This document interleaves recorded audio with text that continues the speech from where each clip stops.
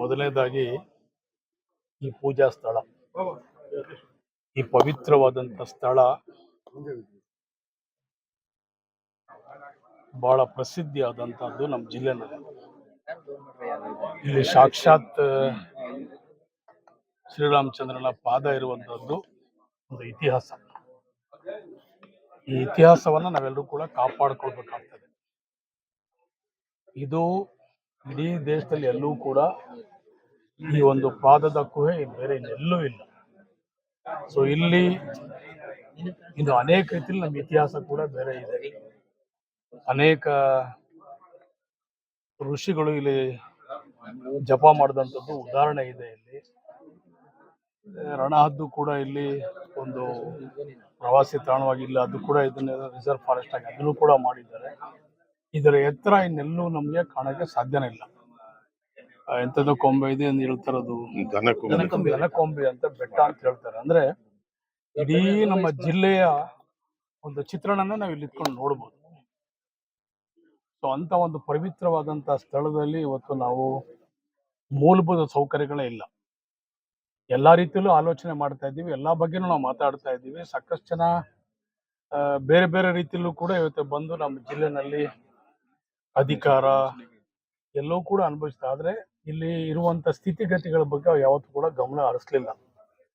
So ನಾವಿವತ್ತು ಇಲ್ಲಿ ಬಂದಂತ ಭಕ್ತಾದಿಗಳಿಗೆ ಅನೇಕ ರೀತಿಯಲ್ಲಿ ಮೂಲಭೂತ ಸೌಕರ್ಯಗಳನ್ನು ಒದಗಿಸ್ಬೇಕಂತ ಹೇಳಿ ಇಲ್ಲಿ ಮೊದಲನೇದಾಗಿ ಅನೇಕ ಜನ ಹೆಣ್ಮಕ್ಳುಗಳು ವಯಸ್ಸಾದಂಥವ್ರು ಇಲ್ಲಿ ಮೆಟ್ಲ ಮೇಲೆ ನಮಗೆ ರೇಲಿಂಗ್ ಇಲ್ಲ, ರೇಲಿಂಗ್ಸ್ ಮಾಡಬೇಕು, ರೋಡ್ ಮಾಡಬೇಕು, ಟಾಯ್ಲೆಟ್ಸ್ ಮಾಡಬೇಕು, ತಂಗುದಾಣ ಮಾಡಬೇಕು.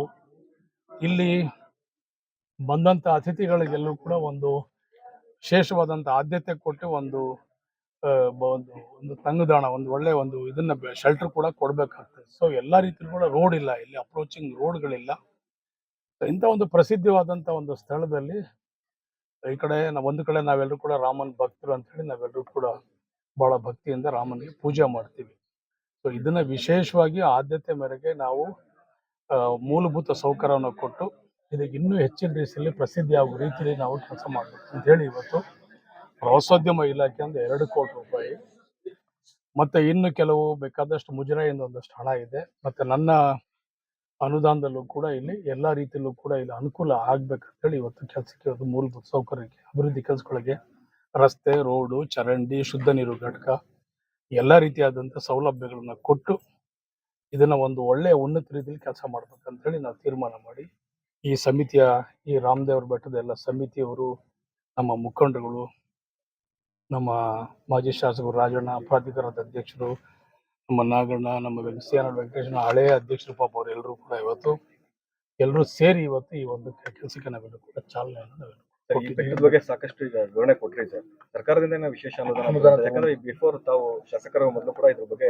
ನಾನು 1 ವರ್ಷದ ಹಿಂದೆನೇ ನಾನು ಪ್ರವಾಸೋದ್ಯಮ ಸಚಿವರಿಗೆ ನಾನು ಮನವರಿಕೆ ಮಾಡಿಕೊಟ್ಟಿದ್ದೆ. ಅವಾಗ ಅಯೋಧ್ಯೆ ವಿಚಾರ ನಡೀತಾ ಇತ್ತು, ಬಾಲರಾಮನ ಇದನ್ನ ನಾವು ಇಲ್ಲಿ ಮಾಡ್ಬೇಕಂತ ಹೇಳಿ. ಸೊ ನಾನು ಆ ಸಂದರ್ಭದಲ್ಲಿ ನಾವ್ಯಾಕೆ ಇದನ್ನ ಒಂದು ಅಯೋಧ್ಯೆ ಮಾದರಿಯಲ್ಲಿ ನಾವ್ ಯಾಕೆ ಇಲ್ಲಿ ಮಾಡಬಾರ್ದು ಅಂತ ಹೇಳಿ ನಾನು ಪ್ರಸ್ತಾವನೆಯನ್ನ ಡಿ.ಕೆ. ಸುರೇಶ್ ಸಾಹೇಬ್ರು ಕರ್ಕೊಂಡೋಗಿ ಮಾಡಿದ ಸಂದರ್ಭದಲ್ಲಿ, ಆ ಸಂದರ್ಭದಲ್ಲಿ ಎಷ್ಟಾಗುತ್ತೆ ಏನಾಗುತ್ತೆ ಅಂತ ಚರ್ಚೆ ಮಾಡಿದ ಸಂದರ್ಭದಲ್ಲಿ 100 ಕೋಟಿ ರೂಪಾಯಿ